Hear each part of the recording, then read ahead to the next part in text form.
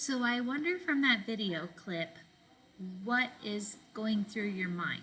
Like, what is going on? Does it make you wonder anything about the situation?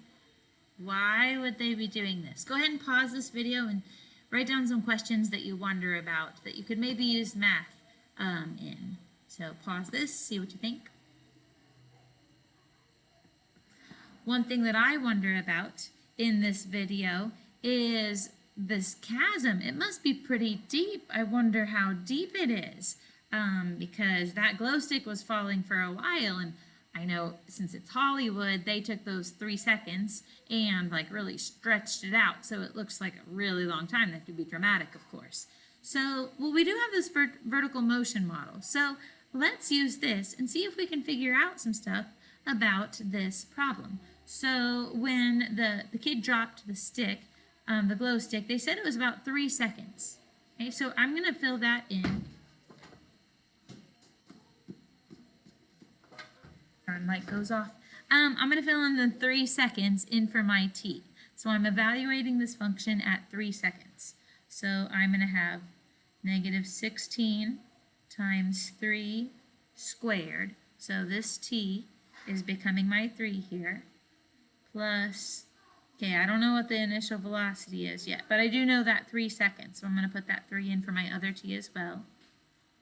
We'll talk about the initial height in a minute. And there's a couple ways to do this problem, so just because I'm doing this doesn't mean you would necessarily approach it this way. So it's 3 seconds that glow stick takes to fall to the bottom. So it's probably a pretty deep chasm. Now, how deep or how when the glow stick hits the ground, I like to think of that as a height of 0. Now there are 2 approaches here. I'm going to say that the height is 0. If you were thinking something different, go with it. We'll see if we come up with the same answer. I don't know how high above that they're dropping it from. So my initial position in my mind, I don't know. So I'm going to keep that S and S because I don't know my starting position. Now this last box that I've skipped over is for initial velocity. That means the speed with which he throws it to begin with. Now, did he take this glow stick and toss it up? Did he throw it down? No, he just simply dropped it. So what that means is that initial velocity would be 0 because he's not throwing it with any extra force. He's just relying on whatever gravity does to it.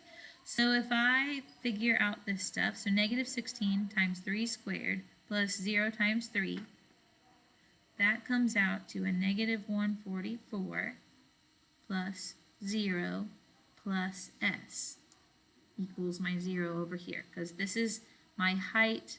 When it hits the ground, it is now 0 feet above the ground in that chasm.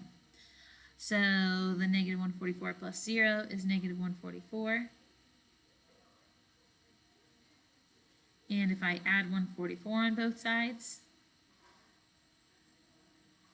I'm going to get 144 feet is the initial height that they dropped it from. So if they're going to climb down this chasm, I'm thinking it's going to be about 144 feet.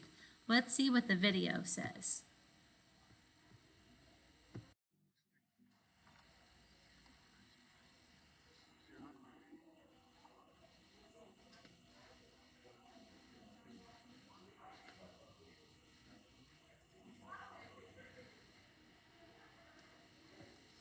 All right, so in the rest of that clip, he estimates that it's about 200 feet. Is that what we came up with?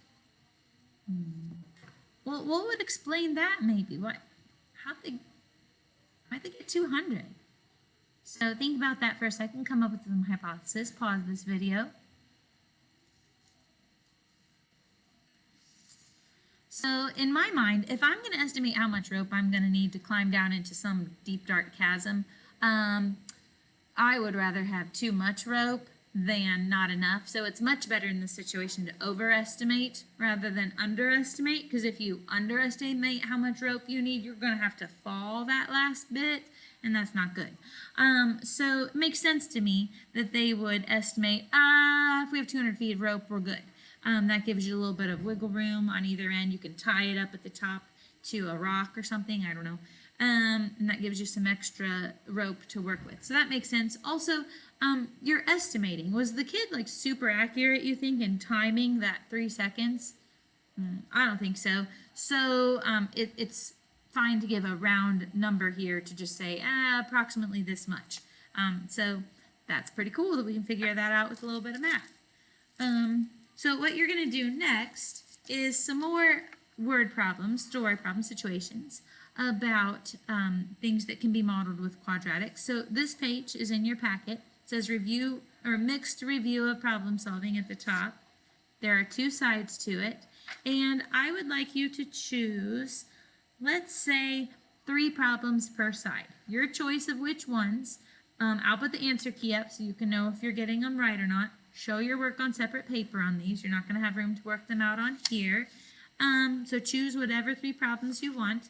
Any methods that we have used to solve quadratics are fair game. Okay, so whatever you need, including Desmos. Feel free to use Desmos. If you can see the picture of it, it makes a lot of these a lot more understandable. So, and you can work together. That would be a good thing on this. So remember, Jesus loves you, and so do I. So do your math.